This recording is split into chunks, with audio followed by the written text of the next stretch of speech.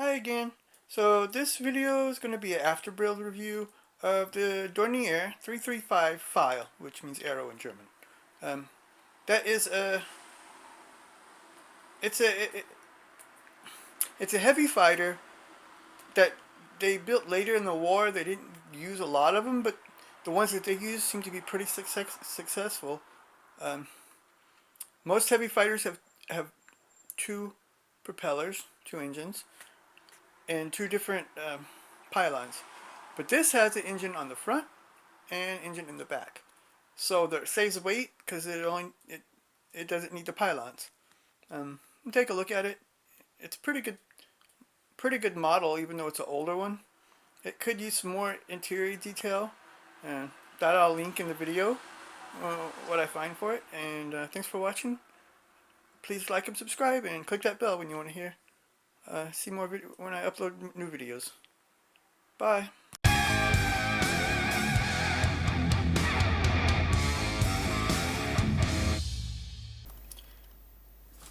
So this is one of the later aircrafts from the war. They started using it in 1944. It was the fastest German aircraft that they had, and it was fast enough to keep up with the P-38, and could also climb as good as the P-38. Now this kit is from 1991, so it's an old kit from Monogram.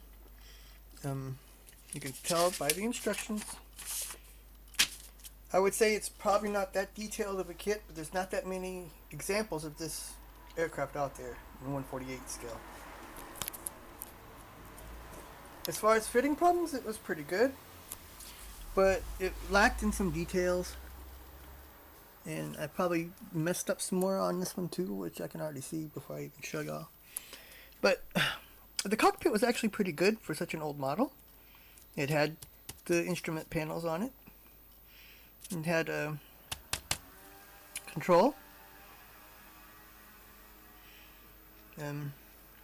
It had you could leave the exhaust open, or you could put a damper dampening device over it for a nighttime version. You could build it as a one-seater or a two-seater. The one-seater is called the Pfeil, and the two-seater is called the Ameisenbär, which is an anteater in German. The instructions are pretty straightforward. So here's showing the canopies. It comes with. It's really just. I mean, the landing bays were pretty good out. Two wheels were pretty good. Everything was actually pretty good. I did make a little bit of mistake because I built the AO1, but I put the antennas on from the AO2.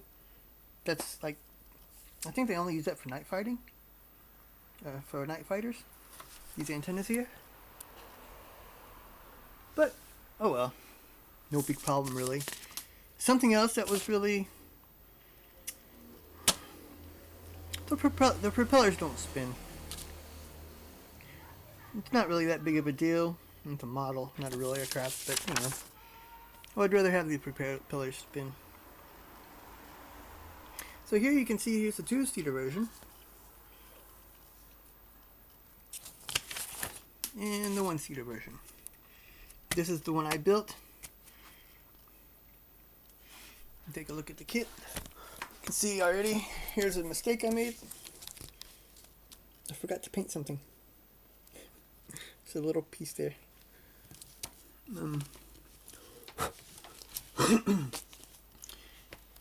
For a kit being as old as it is, it actually had more decals than I imagined.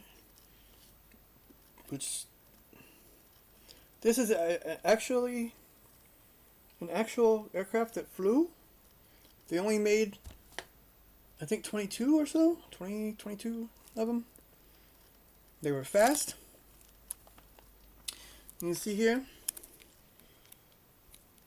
They put this tail fin under here to keep it from keep the propeller from hitting the ground when it takes off. They also had to design it so if the pilot had to eject, there was explosives here, so it would blow the propeller off, so he could clear the aircraft without getting hit by the propeller. It's a pretty cool design. Now these were faster than other heavy fighters because of the it didn't have the nacelles. That was less weight as well as less drag.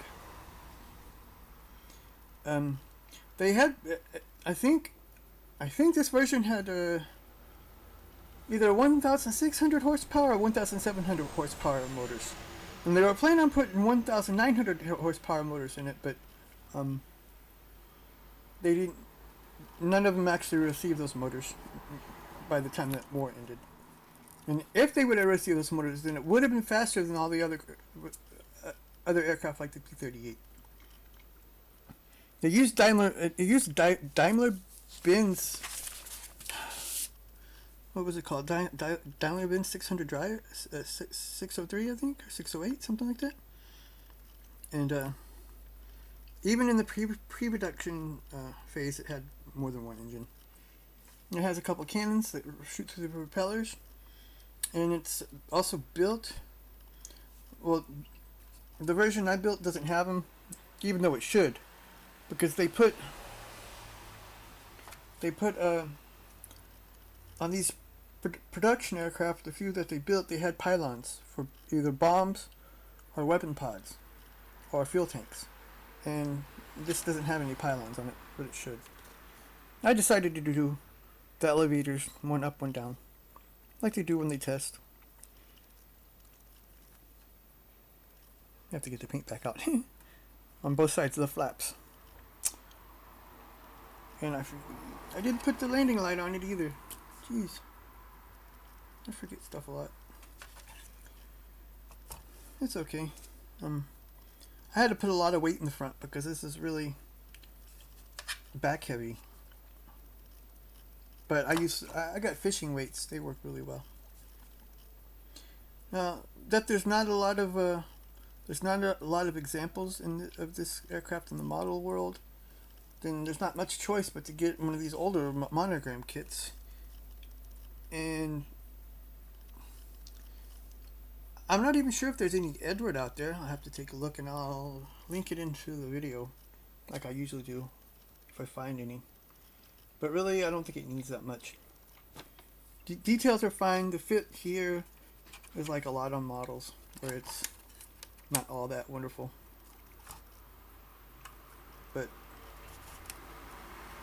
oh yeah, I actually think they do move.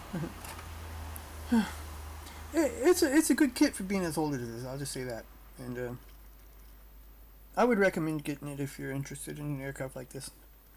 They could have changed the war if it would have came out earlier, I think. Not for our good. Well, thanks for watching, and till next time.